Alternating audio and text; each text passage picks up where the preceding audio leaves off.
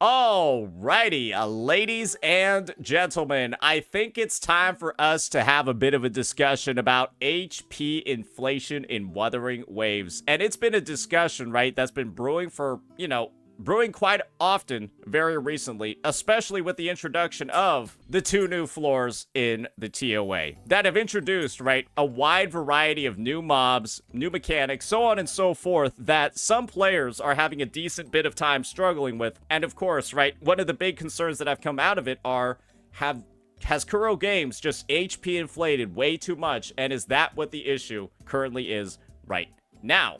And so, one of my mods, Kaiser actually, has gone ahead and prepared some content for all of us to take a bit of a look at today. They've actually been curating an HP inflation list that's taken a look at how various floors in the TOA have been updating over time and what the total HP count of the mobs are. And well, they've also gone ahead and made a bit of a video breakdown of it. And so, why don't we go ahead, react to this, see what it's all about, and give our takes as somebody that, of course, has been on the forefront of every single endgame expansion to this game. Hello, Kaiser here. With the new Tower of Adversity reset earlier this week, there's been a lot of discussion with the trajectory of Wuthering Waves endgame. You do not need to enunciate every single word so succinctly, my friend. You can talk a little bit more natural. You can talk a little bit more naturally, man. The additions of Hazard Floors 3 and 4 and the difficulty within have polarized the community, with some praising the addition and some being cautious about Wuwa's future. However, with one such video that recently hit the scene, maybe I can define some of those game design phenomenons such that the following discussion could be more clear.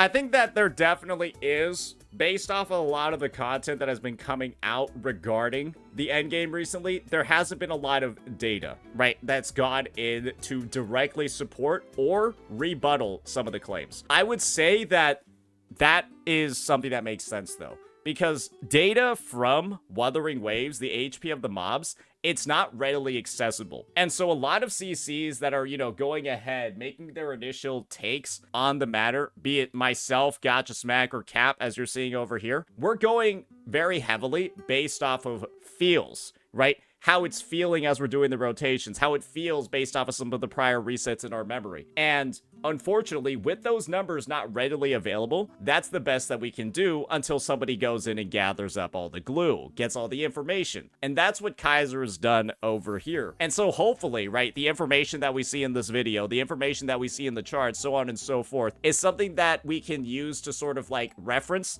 and reinforce the discussion moving forward. Because it is, I think, one of the only actual data points that we have in the game regarding the progression of something like HP, difficulty, so on and so forth. So yeah, this is why I am making it so important to cover this video, because I do think it's one of the only resources that we actually have regarding this situation. Such video that recently hit the scene, maybe I can define some of those game design phenomenons such that the following discussion could be more clear. Power creep is when a new character's kit shows an overshadowing performance over another, usually older character, such that the older character is not at all worth playing or investing into. Here's the blunt fact. Power creep is in Wuwa. Case in point, Carlotta and Ling Yang. Ling Yang was found dead in a ditch and Carlotta was the one who shot him. I think that your raw definition of power creep is not necessarily wrong, but there's definitely a dynamic that plays out, right? There's definitely a dynamic that plays out when a standard character is quote-unquote power crept versus a limited character that gets quote-unquote power crept, right? And I think the situation that's really unfolding right now is that there's not a lot of limited characters that feel like they've been power crept. I feel like a lot of people use the example of Zhang Liao. I'm just gonna be real here. The biggest example of power creep in this game is Yinlin, because that character released, and she was, without a doubt, I think the worst character in the game. Let me just go ahead and show you a little bit about what Yinlin's kit looks like. I will be there for everyone. And you can just tell me if stuff really makes sense over here. Rush. This ability at level 10 deals 116% damage times 7. This ability has less than 1000% motion value. It's around like 800 if we're frankly being honest. Maybe that's being generous. That's 800% motion value on this ability. You want to know how much Chacona's Liberation does? Yeah, so it has a 4-second higher cooldown, the same resonance energy cost, and it just deals like 400% more damage. It also deals it instantly, and then you have 120% extra in the off-field ticks. But this is the thing. Chacona doesn't feel overpowered. Chacona doesn't feel unbalanced. She doesn't feel like a character that's overtuned, that's breaking the game. So she just feels like a unit that is balanced properly and good to play. And you just, at a baseline, I will tell you, all of her motion values are like significantly higher than Yinlin's. All of them. And the fact of the matter when it comes to how this character's kit has aged over time is that she's just underpowered. That's the thing. You look at these coordinated attacks, right? That's the motion value of her coordinated attacks, guys. That is not even 100%. That's 78.64% at level 10. That's the motion value of her coordinated attacks. Sometimes she gets off like 3 of these in AoE content before they die. Oh, man. Oh, you're cooking. You did 210% damage after charging up your forte for 5 seconds. And maybe during a boss fight, you'll do a total of maybe 400, 500% damage to them. Maybe 600% if you're lucky before you're on to the next rotation. The damage is just literally not there. And even after activating her forte, it's like a 340%. You just look at this. It doesn't even look real. Like, her skill at, like, total is like 400, 500% motion value after using both of its casts. I took a look at this character's motion values yesterday after recording some videos, and I thought I was getting punked. I thought that, like, her skills, like, all that was actually at a lower level. I thought it was, like, level 5, and I was just using a level 5 Yinlin this entire time. No, I raised all her shit to 9 or 10. She just does no damage. And that's the thing. Almost every other sub DPS in the game is literally better than her. To such a high degree. They're so much better than her, it's absolutely ridiculous. And that's why these Zhang Liao teams feel so bad. That's why all these other teams that involve her end up feeling so bad, because she's bad. It's just her. So yeah, that's my biggest example of power creep, but I view this as the most necessary power creep in the history of the game, because guess what, guys? If every other sub DPS was on Yinlin's level, it would be a lot less fun to play this game, because these characters would be dealing 0 damage. And the thing is that all the teams just feel underpowered relative to her. She has 4-star characters that feel stronger than her. So this isn't like oh, she's even above, like she's already above the existing units on the roster. No, she gets outperformed by S6 4-stars. That's the thing. At S0 R1, she's worse than S6 4-stars with standard weapons. And that alone is just, she already got power crept by 4-stars. So you can't really complain too much about other 5-stars being more powerful, because she was just such a disgustingly low baseline in the first place. A meta shift occurs when the optimal state of play favors a certain character roster over others. In my opinion, this is the term that Smack should have used in that video, and a lot of issues would have been cleared up. This is most prevalent with Wuwa's endgame modes having rotating effects, and then to a slightly less noticeable extent, roster completion. I want to first cover meta shift in regards to roster completion.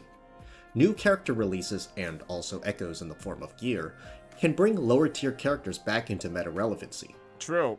For example, GN's damage ceiling reaches greater heights with Chacona and the newly released Yuno, with Chacona's signature further increasing GN's ceiling with additional resistance shred.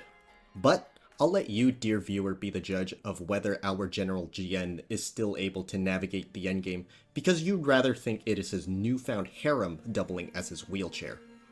I mean, even if his team comp consisting of his hot-headed, bespectacled boyfriend and their adopted flower girl demands more skill or tech out of the player in order to secure clears, I personally think it is still a wonder that Wuwa's first limited character is still alive and kicking nearly a year and a half into Wuwa's release. The issue with Jian is that not a lot of people know that he has a optimized rotation. And by optimized rotation, I don't mean quick swap. It's you have to use a dodge during his attacks to be able to do more attacks in the time frame of his liberation, if you want his damage to keep up with the rest of the characters in the game. And that's something that's unfortunately built into his kit. That's why I call him the hardest hyper carry character in the game, because he's one of the only ones that has a literal animation cancel built into his kit to optimize his damage. And if you don't use it, your damage falls off. And so there's a lot of individuals that don't own him, don't have him, or they have very little experience playing him, and they just, well, they just hold down the left mouse button and they wonder why they're doing no damage. It's because that's literally not the proper way to play the character. And one thing that Kuro Games has clearly done is strayed away from putting in those animation cancels or those special interactions into newer character kits. So that's one side of age as well. Gion's one of the only characters with that built-in cancel that you have to use very frequently, otherwise his damage is simply not at the same level of other characters. And they haven't done it since. So, you know, you can probably tell what that means about how they've been thinking about future design of the game. They're making it more accessible versus, you know, actually swaying away from sweaty. Now getting to the more obvious element to meta shifts. Remember that one stacking attack buff on repeated liberation casts? Yeah, no one liked that one, because only the character its shield could get more than 2 stacks of its effects. Yeah, I've never been a fan of this buff, and so I'm very glad that they don't make it appear very often. W Kuro for when they finally changed it. Yeah, they changed it to, I believe, this one that just focuses more on... Yep. This one just builds up over time, but gives the same exact effect, but way more characters on the roster can use it. So, this is literally, it's the same exact fucking glacier resistance. It's clearly made for Carlotta, but it's just been fine-tuned to allow more characters to benefit from the buff. Functionally the same, but just more encompassing. That's literally W player friendly. I don't know what else to call it. Kuro for when they finally changed it. As for the current hazard zone, what I failed to hear get mentioned during that Saint Smack call was the blatant shill buff towards Augusta. The stacking 16% damage amplification that gets its duration... I don't think that's amp, I think that's just a damage increase. ...refreshed with every shield application. Augusta benefits from the total 48% damage amp throughout almost her... Okay, yeah, so have we confirmed that that is actually damage amp instead of just like a percentage increase on your damage? It is an amp? Is it actually an amp? Because 48% damage amp is a lot different from 48% damage increase. I hope we're getting that clear, because 48% damage amp is about the same amount as Yuno's outro skill. So... yeah, that's, I'm not entirely sure which one is actually true. I thought it was just damage increase. Her entire rotation, whereas Zani gets only 16% amp, maybe 32%, for 6 seconds depending on when Spectral Rover uses their liberation. This is also the same case with the Havoc Rover free-to-play comp, while all characters uses their liberation. Spectral Rover uses their liberation. I think the main point that's being driven over here is that only certain characters are able to fully maximize out that shield buff, where it's either 48% increased damage or amp, whatever it is. Only 4 characters on the roster can actually maximize that. And one of the situations over here, right, is that not really a lot of other characters can utilize it. They can only utilize it for a very short amount of time.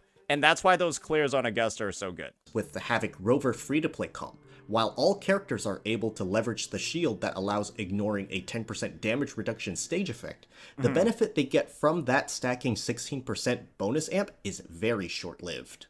I wouldn't say it's extremely short-lived. I would say it synergizes relatively okay with certain types of units on the roster. Main one being burst-related characters.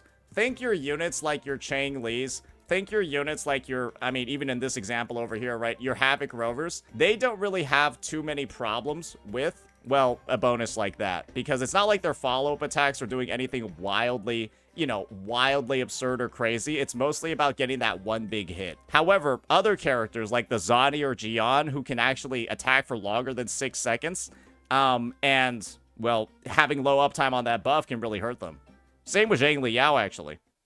You're still refusing to take advantage of that stacking 16% amp.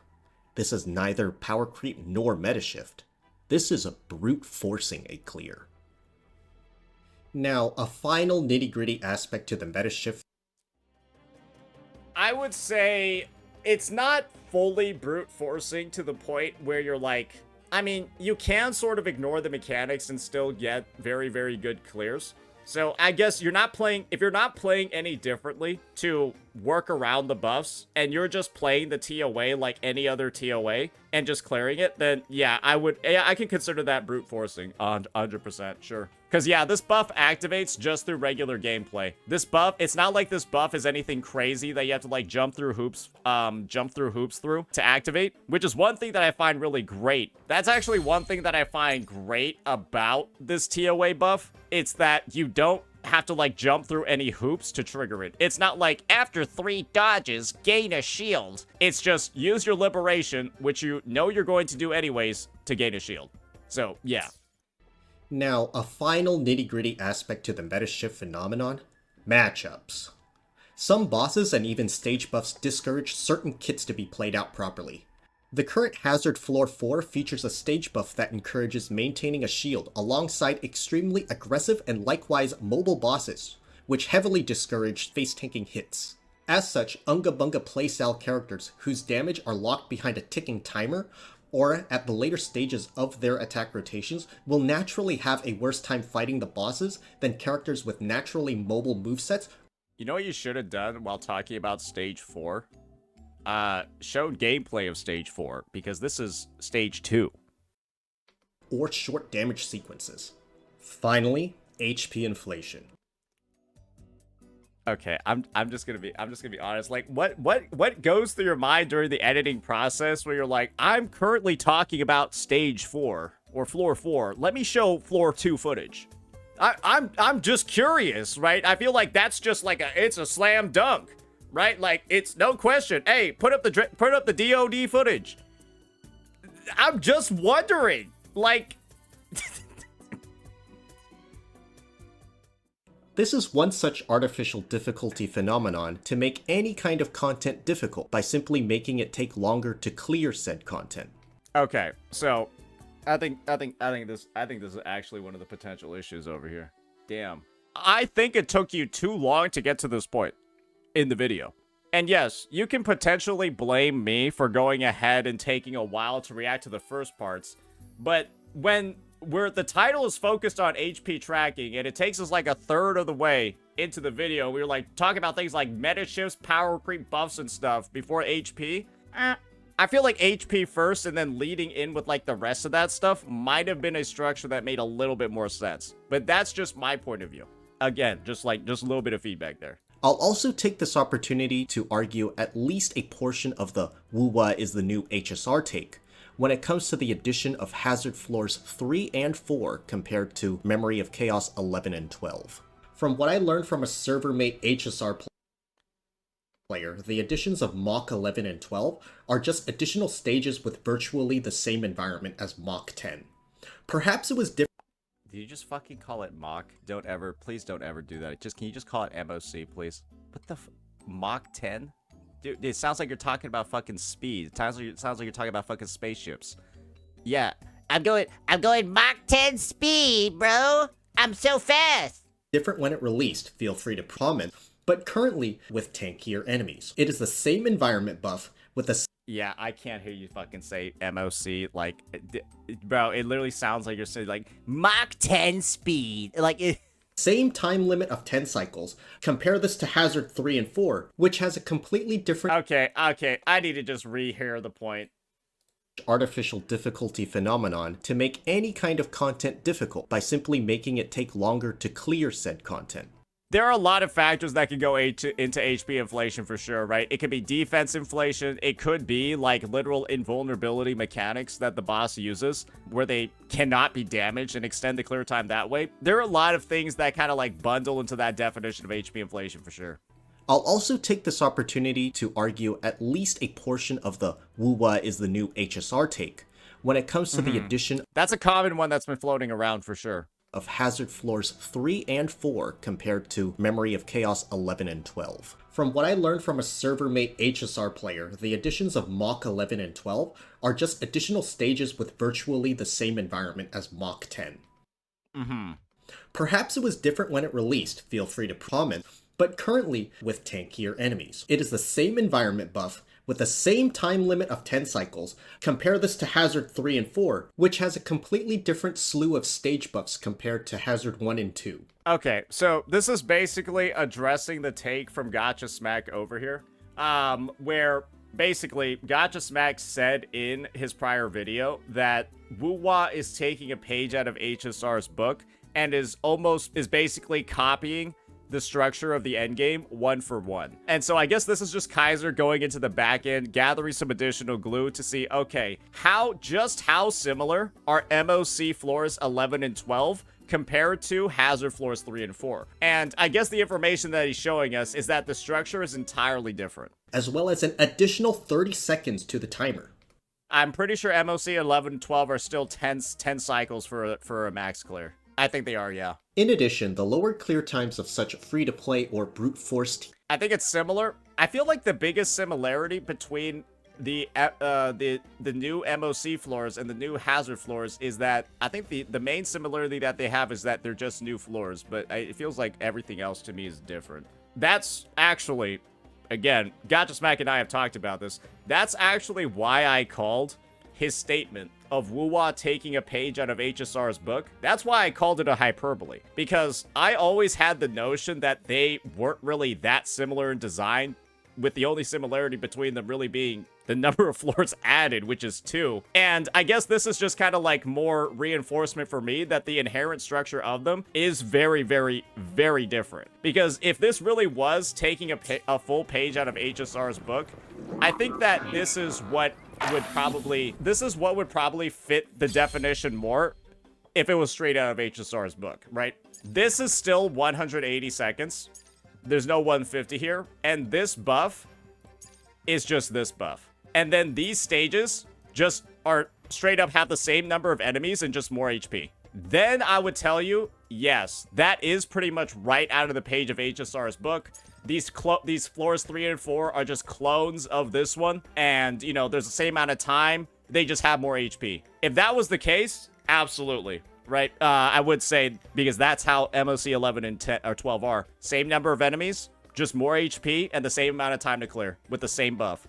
But I think seeing how the cookie is crumbling right now, it's not, yeah, it's a little bit, it is significantly different, right? That'll be my kind of like final summary on the whole Wuwa's the new HSR thing. I think after we do a little bit of research and we see, right, what all the different components are, I would hesitate to say that's the case. In addition, the lower clear times of such free-to-play or brute force teams in Hazard 3 and 4 can be explained by the nature of the ramping stage buff, which kicks in at 1 minute into the fight and maxes out at 2 minutes, starting 5%, capping off at 60% increased damage amp. I'm going to give Kuro the benefit of the doubt and see that they still try to make concessions for players of lower investments to get a clear. These differentiations, in my opinion, makes the Wuwa HSR argument akin to comparing apples to oranges, and that makes the HP inflation argument here moot, as Hazard 3 and 4 now become the initial and sole data point for the content. I think that's a somewhat fair take to make. However, one thing that I will sort of counterpoint it with is that when you go into this floor, you do get a damage increase. However, what I will say is that it is very clear that this Lampy Lumen has a lot more HP than this Dragon of Dirge. And what this buff does is it almost like equalizes the amount of time that you take in terms of rotations to clear both these bosses. They take about 2.5 rotations each for most DPSs. For most teams, 2.5 rotations each. And if this buff is in effect and I have 60% increased damage, then, and this one is still taking the same number of rotations as this guy, then the Lampy Lumen kind of implicitly has to have more HP. So I do think part of it is really geared towards the lower investment players, but I do think part of it is just built into the balancing in terms of how much HP these guys actually have in the structure of the floor. And so my take actually has been to actually increase this and maybe make it last longer. Maybe it's the same rate of 5%, but it goes up to 90% total. And so, like, if you really are taking, like, longer and longer, then, right, you start getting to, like, the 1 minute 25, 1 minute 30-second mark and you're clear, then you really start getting more of these damage bonuses. So yeah, I'm all for increasing this one because it really is, like Kaiser has said, right, geared towards lower investment, but it's still like a baseline part of the gameplay for a lot of teams as well. I'll admit it. My takes about Hoyoverse taking advantage of their players' spending habits via relentless changes to their endgame is all secondhand information, so it's untrue to say I am unbiased here. Several months ago, I underwent the ordeal of scouring through YouTube's archives of early Tower of Adversity clears, screenshotting enemy HP bars in an attempt to record whether or not HP was increasing later into each patch. Yeah, he put a lot of work into the chart. This was because those numbers posted on Hakushin, that same site I pulled Zenless Zone Zero's HP numbers from, was inaccurate for Wuwa. For some reason or another, they took down most of their HP values, so maybe they're doing some kind of big update? The method I used came from my days in Destiny 2. Don't worry, I did that already. I'll cut to the chase. Bro had an entire, like, 2-minute segment in his Wuwa HP Inflation video, his prior one, just talking about Destiny 2 for, like, 2 fucking minutes. And I'm, like, so glad he didn't do it here, because, like, I was gonna get pissed off if I had to see one again. Because the End of Battle Carnage report did not accurately reflect the amount of HP a boss possessed, some genius players developed the Destiny Damage Tracker tool, which analyzed damage ticks compared to the number of pixels that were depleted from a boss's HP bars. For me, of course, there is human error involved due to the weird camera angles, possible lag time, or bugs from an HP bar depleting, or just plain video or screenshot quality, each making the recording of HP accurately next to impossible. While I was compiling these numbers though, I noticed a post that was circling around. I personally don't know or care to know who this content creator is, but others will say, even a broken clock is right twice a day. I spent a bit of side time trying to track down where Dubstep Gun found this info, and with the help of a fellow chatter, I was led to this site from our Taiwan bros. My guess Is this turning into a fucking, did he become a foreign exchange student? What's even going on over here? was right. Wuba has their HP values stored in separate data files. Someone had cracked the code that Hakushin couldn't. Base HP pertaining to the instanced fights in the Tower of Adversity, multiplied by a ratio that results in the HP value that you cut down in-game. But I was again missing that final piece. How did our Taiwan bro get the ratio? After weeks of more spare time trying to get to the bottom of it, I bit the bullet. Not just China, but Taiwan has my info now. Yeah, I heard if you're registered in both countries, you're screwed. Yeah, that's a little bit rough. I think you're only supposed to do one or the other, man. After all these years, finally, we have them all. My chart is now complete, with both HP values derived from pixel measurement and data mine values. Okay, so they're exactly the fucking same, is what you're telling me. Awesome. So here is my assessment of the situation. The two side towers have settled into an extremely consistent HP valuation, having little to zero HP changed for the past 5 or so resets. Once at Union level 50, players can expect to 24 Dorito clear the side towers so long as their units are properly invested, and following proper rotation. For the past few Hazard 1 and 2 resets, HP has settled into a predictable HP range in regards to strictly the boss HP values. Hazard 1's HP values hasn't yet broken through the plus 72% mark compared to the launch of the game about 16 months ago at the time of recording. The boss HP of Hazard 2 has yet to break 59% inflation, and while its mob waves do fluctuate from time to time, it's as if Kuro is still experimenting with a triple wave setup featuring 2 waves of a solo or duo 3-cost mob each.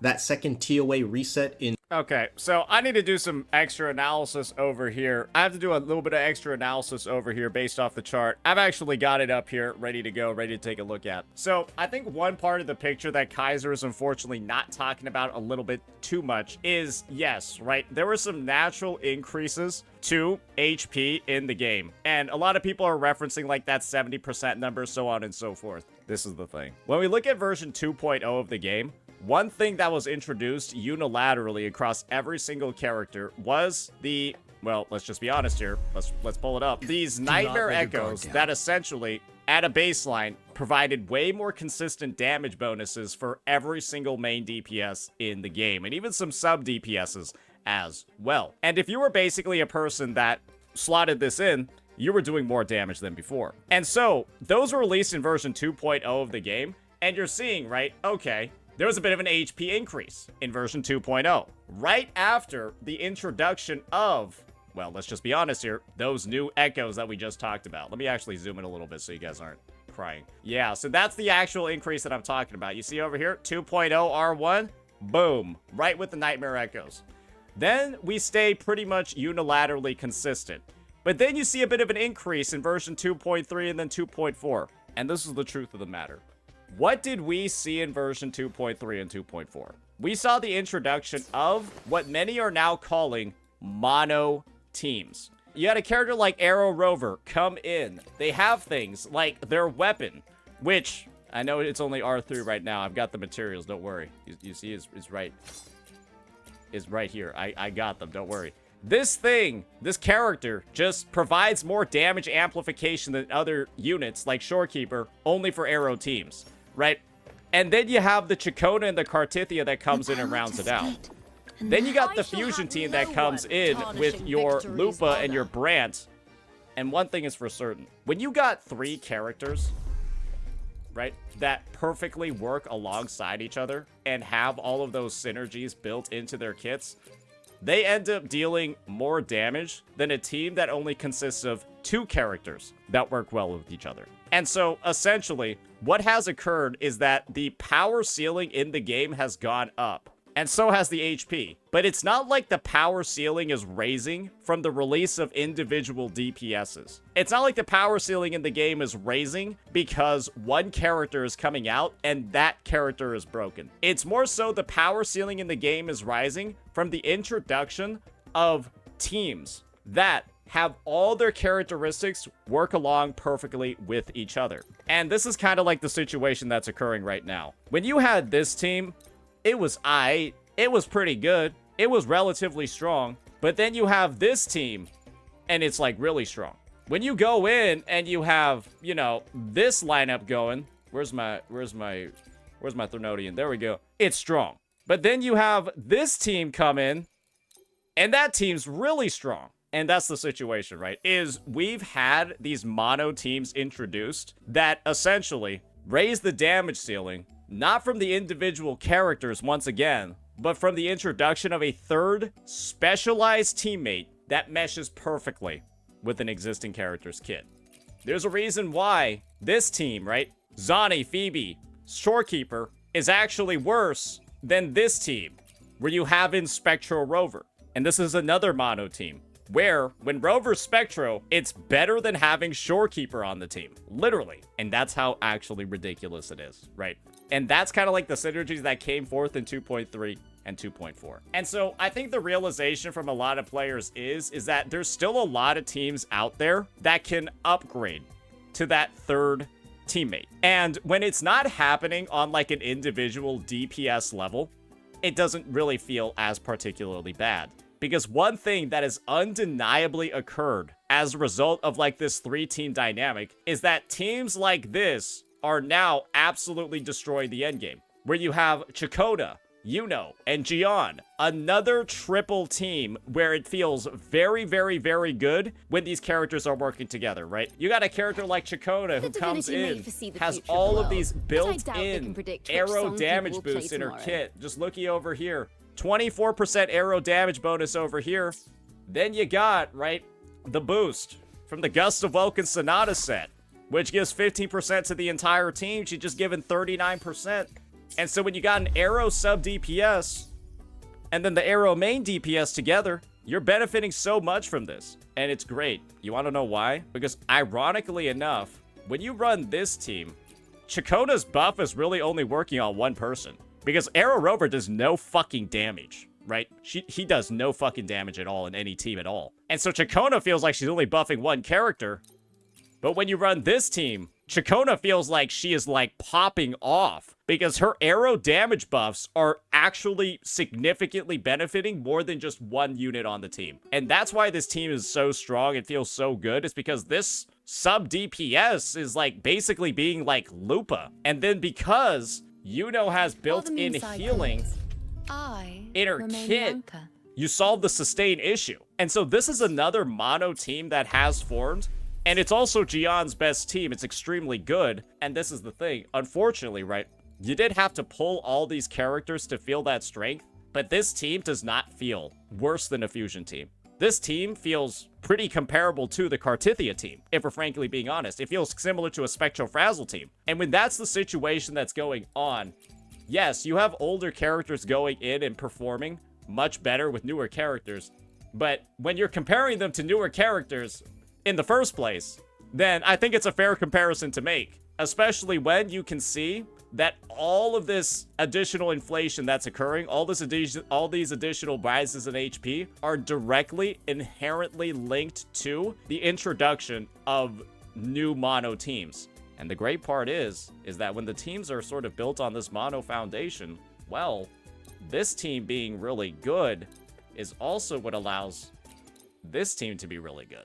And so, this character has suddenly increased in value when before she felt like she was just a Kartithia buffer. But now if you have her, great. You now have the buffer for Jian in the mono arrow team. And then, well, guess what? Now you got the buffer for Augusta in this team, too. So, at the end of the day, it's like a lot of these characters have suddenly become a lot more flexible because of how these teams have started becoming designed. And yes, the damage ceiling has raised, but it hasn't raised in a way where it feels like older characters are just being left in the dust. When we have an example of this team in the game, that's absolutely... this is the other thing. You could also run this team. You can replace Chakota with Arrow Rover as well. You can replace Chakota with Arrow Rover as well and still get fantastic results, by the way. This team is also really fucking good. So you even have like a free-to-play alternative that you can use as well. It's just, when that's what you know is occurring, well, I'm gonna be real over here. It is HP inflation, 1,000,000%. But it's not HP inflation that's invoking power creep on the basis of one character just doing way more damage than other ones. It's not a Mavuika Sitlali situation where these two characters have single-handedly raised the damage ceiling on their own, and then only like only the new DPSs that are coming out are you know, gonna compare. No, this is the state. These new mono teams came out that raised the damage ceiling, and you can make a variety of mono teams with them that are all very similar in terms of the damage that they're using. And these older characters are also getting elevated at the exact same time. Unfortunately, it's taking a while for some units to fully experience that elevation. And unfortunately, there have been some duds released on the roster that, I'm just gonna be real here, unfortunately, are holding some characters back. Zhang Liao and Camellia are getting held back from reaching that potential that Jian is at right now because these two characters are kind of fucking trash. They're not really... If you compare them to any other sub-DPS character in the game, they just feel like way worse. And unfortunately, this is merely an example of Kuro not making these characters feel strong enough. Because if you've taken a look at things like their motion values, like I said again, these characters deal no fucking damage. So yeah, that's my breakdown of the chart over here. And yeah, that's, I think, a really important part of the discussion that I feel like a lot of people might not fully recognize. But you got to keep in mind where the timing is, the new characters that got added, and the new teams that got added alongside each of these HP increases. And one thing is for certain, we haven't had some groundbreaking new mono team. We haven't had some new groundbreaking damage ceiling increase. And look at that. HP hasn't gone up. And so, you can clearly see when in this game HP is going up. It's with a broad systems increase that raises the damage of most teams in the game. And right now, unfortunately, some characters are getting left behind. But hopefully, that's where like buffs, leaps, something along those lines, that's where they can get woven into the equation. So yeah, let's keep listening to what Kaiser has to say. That second TOA reset in patch 2.4, where there were 2 full squads of 1 and 3 costs? Yeah, it's less of sudden HP inflation and more of Kuro overwhelming the player with sheer numbers. Yeah, so he's talking about this increase over here. I haven't talked about it. That's the reason why floor 2 total HP is so high. There was just a fuck ton of enemies that you would all hit at once.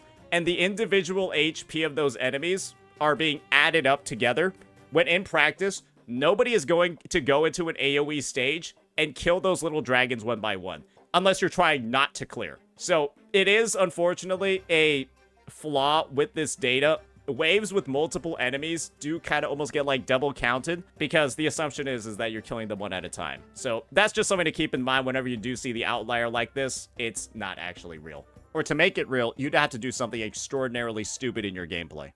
A certain lawnmower could annihilate that reset easily. Wuba has a complex and deep combat system.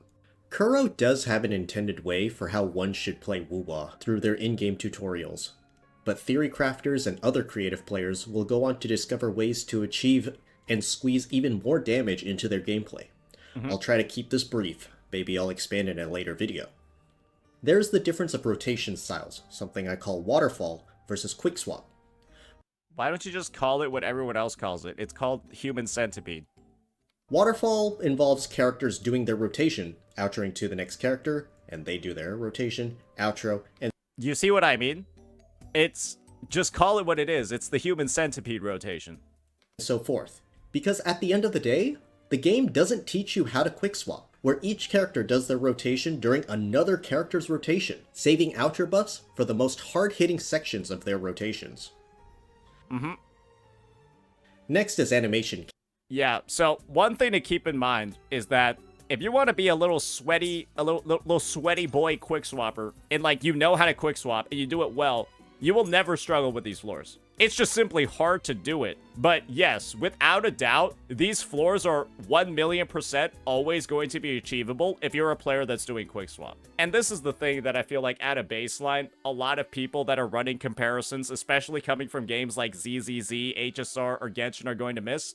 We're only talking about HP inflation, power creep, the TOA being too hard to clear, all of that in the context of low-key brain-dead hypercarry teams, where you're just doing the 1-2-3 outro, and you're intentionally playing in a non-complex way. And the take from the majority of the community is, if you're well invested and then doing a 1-2-3 outro rotation, you should be able to clear. And unfortunately, there are some teams like Zhang Liao Yinlin that can't do that. But if you do quick swap with that team and you do it in a proper way, it does clear. So, I'd like to just be able to address that misinformation right off of the bat. If you're involving quick swap in the equation, pretty much every single team in the game, outside of like some really dog shit characters like Alto, are going to be able to clear. But that's not what any of these discussions around HP inflation or power creep or floors 3 and 4 is even about. Because that's the thing. I think a lot of players from other communities don't realize that we're setting the bar really low in terms of player skill for these clears. And so when we're saying skill issue in context of this TOA, we're talking about people that aren't even using outro skills properly. That are like dodge canceling their damaging abilities. They're like dodge canceling an ephemeral and stuff like that. We're not talking about skill issue in the context of, oh, look, this idiot's not quick swapping every single one of his rotations. I can see his characters do stuff on the field. This is such dog shit gameplay. That's basically what it's like getting your ZZZ gameplay reviewed by the community. We're talking about people literally actively griefing their own rotations, getting hit and staggered for like 10 seconds, and then their Gion Liberation did 1,000 damage total. That's what we're talking about in terms of skill issue. And I feel like the, yes, you can't do like a 4-button rotation properly. Nobody's talking about skill issue in terms of like quick swap and stuff like that. And I feel like it needs to get set straight because there's a lot of misinformation going around in those communities where people are saying that like CCs are demanding that you learn quick swap rotations when that has never been the narrative. That has never been the case when it comes to these floors. Cancels, which for a lot of characters, including Havoc Rover or Chikona, with dodge cancels and jump cancels respectively, where one will feel extremely clunky if you don't use them, while the other achieves completing their rotation at a blazingly fast speed. Thirdly is new discoveries with character kits and meta rotations. I say this specifically with those characters with seemingly outdated kits. Basically, if you are not playing by the new player discovered tech, you may as well decide that power creep has ended the life of these characters. The two poster children of such tech, Calcharo with his 3 or 4 Death Messenger rotation, and GN with his double Dragon Qinglong tech. If you are not using the tech, you will be seen as playing the character wrong by the whole community by now. But by learning the new tech, one can extend the longevity of a couple characters that suffer from the jank of Kuro's early Wuba character kit design. So, those characters that you talked about, where they need tech, which is literally press the left mouse button, then press the dodge button at the right time. Again, it's a 2-button tech. That's what we're talking about over here. They don't have that in basically any other character's kit. It's literally like a 1.0 unit thing. So that's why I just make the plea to anybody playing Jian. If you're not going to use the tech, let's not really talk about his damage potential, because yes, he's an old unit, but that old unit unfortunately does have some growing pains scaling him to the later parts of the game. But it's not like it's like some backbreakingly hard thing to do. But a lot of people are a little bit lazy. That's pretty much it for me. Power creep is in the game. HP inflation is in the game. These are factual statements. However, I'll repeat myself from my older TOA video. Power creep only becomes an issue when it becomes rampant, and the presence of imbalanced characters compels the devs to commit rampant HP inflation as a means to offset that character's game-breaking performance. And as we've seen, it's not the individual characters that are broken, it's the teams. It's that third character getting added that completes the team that makes it broken. And the thing is, when you compare the most broken teams in the game to each other, there's so many right now, it just feels like some characters simply haven't caught up. And that's the thing. You've already elevated Jian so that he's one of the best teams in the game. You already have, the Spectrofrazzle team. You have the Cartithia Arrow team. You got the Fusion team. You got the Mono Havoc team. And that's kind of the thing. There's probably going to be some kind of Glacio exclusive support, right? For everyone. Some Glacio exclusive support that probably comes out and completes the Mono Glacio Carlotta team in the future. Something like that. There's probably going to be some sort of, I'm just going to be honest, maybe something for Jinsei later down the road. You can kind of see where, like, the vision already is across the roster. It's there, right? And we just got to wait a little bit more time for it to complete. And the good news is, while Kuro's in the middle of building out these teams, for the entire roster to play with, well, it's not like they're raising HP at the same time. Just because they've introduced teams with higher damage, they keep it consistent. And you want to know what would be problematic? Is seeing these teams introduced in 2.4 and then seeing it continue to rise. And of course, aside from this calculation mishap with the number of mobs, it's just been consistent. And frankly, it actually looks like it went down if I'm being entirely real. It actually looks like it went down from 2.5 to 2.6. So, yeah, that's something to also think about as well. This miscalculation of a character's performance, this unchecked power creep, Yeah, maybe it's Chisa that brings Camellia back into the meta. I'm gonna be real with you over here. Yeah, maybe Chisa, I think she's gonna be Havoc, because she fucking looks like a Havoc character. Maybe she's the one that brings, that makes Rosia and Camellia not dog shit. Camellia and Rosia are fine. It's just, I'm saying at the same level of the mono teams that we have right now. Causes HP inflation to go out of control and punishes players into foregoing previous investments and pull out their credit cards for the shiniest new toy. And you wanna know what the best part about this is? I feel rewarded in this game for my prior investments in characters like Jian. You wanna know why? Because now I have an amazing team to use him with. Is dynamic. And I also have his weapon, which can be used on Augusta, which also can be used with one of the other, where Augusta's being used with one of the amazing characters that I pulled for the Jian team. So it's like, yeah, great. I pulled this character, and now because I previously pulled Jian, I now have a complete team for Jian because I can just use Arrow Rover with this team, and I also have a complete team with Augusta where I just use Varina or Shorekeeper. So it's like, your past expenditures feel so respected in this game let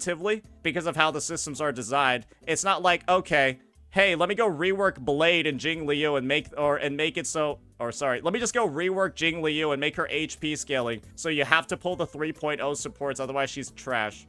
Yeah, I'm just gonna take an attack scaler. You used Bronya and shit with her before. Let's make her HP scaling now, so you gotta use Hyacine and Tribi. Go pull if you want your 1.0 character to be usable. It's like stuff like that, where it's just like, okay, this feels really forced, versus wait, I pulled this team because I wanted my Augusta, and this other team just synergizes really well in the background. And it's not like they have to rework a kit to, like, really incentivize you to pull the newest stuff. One feels incidental, the other feels forced. And that's the thing. That makes a world of difference. To continue clearing the end game. And so again, I appreciate Kuro's devs for keeping power creep to a manageable level. It's 16 months into Wuwa's lifespan, and while power creep will inevitably send our general into honorable discharge, his service is still ongoing at the time of this recording. If this isn't the sign of a competent balance team, I don't know how else to convince you.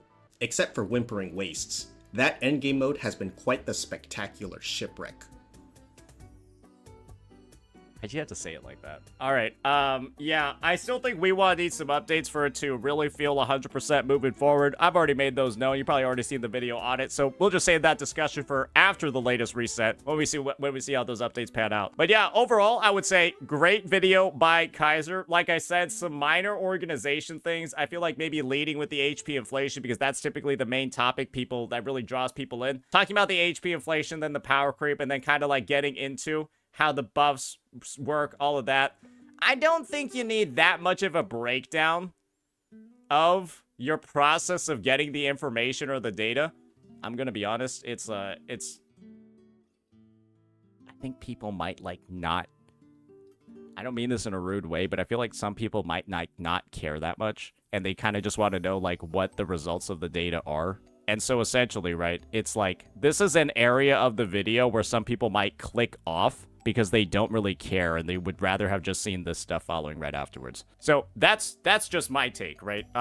Maybe you can look at like retention data and stuff like that to make your own findings, but that's what I would estimate. But yeah, overall, great video, great breakdown, great insights as well. And of course, we did our best to make sure that this is transformative content to, yeah, you know, extend this to a whole damn hour. So yeah, that'll be that for this one, ladies and gentlemen. Hopefully the takes over here have resonated deep within you. And yeah, we can have some greater discussions regarding HP inflation and stuff like that in regards to this game moving forward. Peace out.